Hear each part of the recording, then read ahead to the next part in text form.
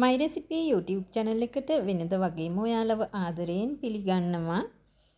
ඉතින් ඔන්න මම අදත් ඔයාලට වීඩියෝ එකක් අරගෙන ආවා. ඉතින් මම අද ඔයාලට අරගෙන ආවේ හරිම ලේසියෙන් හදාගන්න පුළුවන් පොල් කේක් රෙසිපි එකක්. වැඩි අමුද්‍රව්‍ය ප්‍රමාණයක් ඕන කරන්නේත් නැහැ. මාර්ම රසට හදාගන්න පුළුවන්. ඒ වගේම අවන් කරන්න ඕනේ නැහැ. ස්ටීම් කරන්න ඕනේ නැහැ. මම මේ හදන ක්‍රමයට හදාගන්න අවන් එකක් නැති කෙනෙකුට වුණත් හරිම ලේසියෙන් හදාගන්න පුළුවන්. ඉතින් එහෙනම් අපි බලමු කොහොමද මේ රස පොල් කේක් එක හදාගන්නේ, මොනවද අපිට මේකට ඕන කරන්නේ කියලා. ඉතින් ඔයාලට මම මේ වෙලාවේදී මතක් කරනවා මගේ YouTube channel එක subscribe කරලා like එකක් දාන්න, comment එකක් දාන්න. මම මේ පොල් කේක් එක හදන්න සීනි ග්‍රෑම් 120ක් අරගත්තා. ඒ ගත්ත සීනි වලින්ම මේ විදිහට ෆෑන් එකක් ලිපේ තියලා මම සීනි මේස හැඳි 4ක් විතර දාලා හොඳට මේක ටිකක් තද පාටකට වෙනකන් කැරමල් කරගන්නවා. ලිපේ ගින්දර ගැන නම් ගොඩාක් සැලකිලිමත් වෙන්න ඕන. ලිපේ ගින්දර ගොඩාක් අඩුවෙන් තියාගෙන තමයි අපි මේ කැරමල් එක හදාගන්න ඕන. ටිකක් තද පාට වුණාට කමක් නැහැ කැරමල් එක. මෙන්න මේ වගේ ටිකක් තද පාටට වෙනකොට මම මේකට නටන උණු වතුර අඬු කෝප්ප භාගයක් එකතු කරගන්නවා. ඒකටම ඉතුරු සීනි ටිකක් දාලා සීනි පැණි එක හදාගන්න ඕන. සීනි ටික හොඳටම දිය වෙලා මේ පැණි එක මෙන්න මේ විදිහට බුබුලු දාලා උතුරගෙන එන වෙලාවේදී මම ලුණු කුඩු තේ හැඳි කාලකුත් තලාගත්ත එනසල් කුඩු තේ හැඳි භාගයකුත් එකතු කරගන්නවා. මේ ටික නැවතත් හොඳට කලවම් කරගෙන ගාගත්ත පොල් බෑයක පොල් මං එකතු කරගන්නවා. සාමාන්‍යයෙන් පොල් ග්‍රෑම් 150ක් විතර වගේ තමයි අපි එකතු කරගන්න ඕනේ. ඊට පස්සේ මේ ටික අපි හොඳට නැවතත් කලවම් කර කර මේ සීනි පැණි එක හොඳට පොල් වලට උරා ගන්නකම් මේක ලිපේ තියාගන්න ඕන.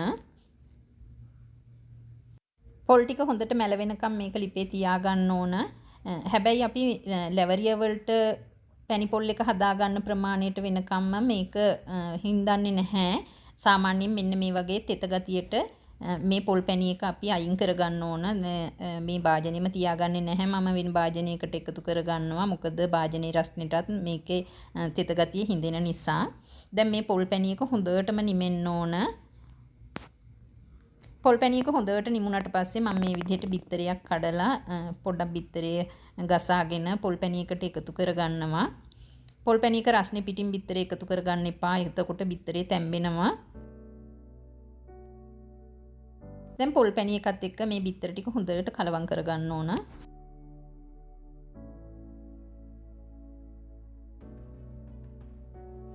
දැන් මම මේ පොල් පැණි මිශ්‍රණයට පාන් පිටි එකතු කරගන්නවා. පාන් පිටි ග්‍රෑම් 100ක් තමයි මම මේ අරගෙන තියෙන්නේ.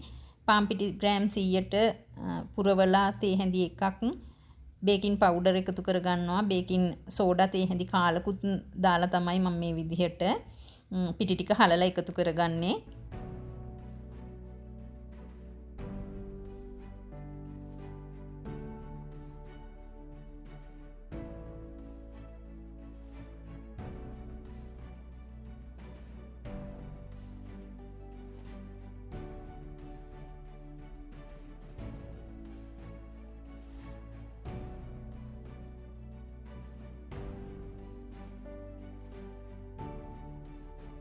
පිටි ටික හොඳට පොල් පැණි එකත් එක්ක කලවම් කරගෙන මම මේකට වැනිලා තේ හැන්දක් එකතු කරගන්නවා. වැනිලා ටිකක් දාලා අපි මේක නැවතත් හොඳට කලවම් කරගන්න ඕන. ඊට පස්සේ මම මේකට එකතු කරගන්නවා රට හිඳි සහ මුද්‍රස් පළං. ඔයාලට තියෙනවා නම් එකතු කරගන්න පුළුවන්. රට හිඳි සහ මුද්‍රස් පළං එකතු කරනකොට පාන් පිටි වල මෙන්න මේ විදිහට දවටලා එකතු කරගන්න. රට හිඳි මුද්‍රස් පළං කජු මේ ඕනම දෙයක් ඔයාලට එකතු කරගන්න පුළුවන්. මේව මොනවත්ම නැතත් මේ පොල් කේක් එක මාරම රසයි. ඉතින් මෙන්න මේ විදිහට මම මේ ටිකත් එකතු කරලා හොඳට මේක කලවම් කරගන්නවා.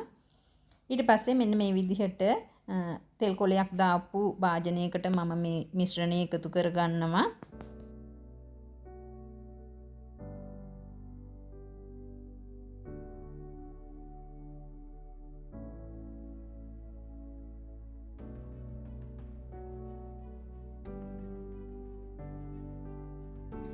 ඉතින් මම මේ වෙලාවේදී භාජනයක් ලිපේ තියලා මෙන්න මේ විදිහට පියනෙන් වහලා මේ භාජනයේ විනාඩි 10ක් විතර සාමාන්‍ය ගින්දරේ රත් වෙන්න තියාගෙන තියලා තියෙන්නේ. ඉතින් ඒ වගේ තියාගත්ත මේ භාජනයේ ඇතුලේ මම කූලින් රැක් එකක් තියලා මේ විදිහට නැවතත් පියනෙන් වහලා තමයි මේ කේක් එක පුච්ච ගන්න. ඉතින් බලන්න විනාඩි 20ක් විතර යනකොට මේ කේක් එක ගානට අපි oven එකේ බේක් කරනවා වගේම කේක් එක බේක් වෙලා තියෙන්නේ පොඩ්ඩක්වත් ඇලෙන ගතියක් නැහැ. මෙන්න මේ විදිහට ඔයාලට ටූත් පික් එකක් හෝ ගැරප්පුවක් දාලා බලන්න පුළුවන් මැද අමු ගතියට තියෙනවද කියලා. ඊට පස්සේ කේක් එක හොඳටම නිමුණට පස්සේ අපිට මේක භාජනයෙන් ඉවත් කරගන්න පුළුවන්. oven එකට දාන්න අවශ්‍ය නැහැ. හුමාලෙන් තම්බන්න අවශ්‍ය නැහැ. ඉතින් මේ විදිහට හරිම ලේසි හදාගන්න. ඉතින් පොල් කේක් කන්න හිතුනොත් හිත ඉන්න එපා. මේ විදිහට හදලා බලන්න මාරම රසයි. ඉතින් ඔයාලත් හදලා මට කමෙන්ට් එකක් දාන්න. ඉතින් මම නැවතත් ඔයාලට ආදරෙන් මතක් කරනවා මගේ YouTube channel එක subscribe කරන්න. ඒ වගේම like එකක් දාන්න, කමෙන්ට් එකක් දාන්න. ඔයාලගේ යාළුවන්ට බලන්න share කරන්නත් අමතක කරන්න එපා. ඉතින් මේ වගේම වීඩියෝ එකකින් නැවත අපි හමු වෙමු. ඔයාලට සුබ දවසක්.